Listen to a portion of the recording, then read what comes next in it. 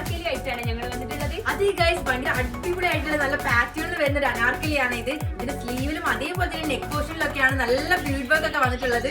മാഷാഅല്ലാഹ് അടിപൊളി ക്വാളിറ്റിയിലാണ് ഈ അനാർക്കലി വന്നിട്ടുള്ളത്. ഇതിന്റെ ഫാബ്രിക് ഏതാന്നല്ലേ, മൽച്ചന്തേരി ഫാബ്രിക്കിലാണ് ഇത് വന്നിട്ടുള്ളത്.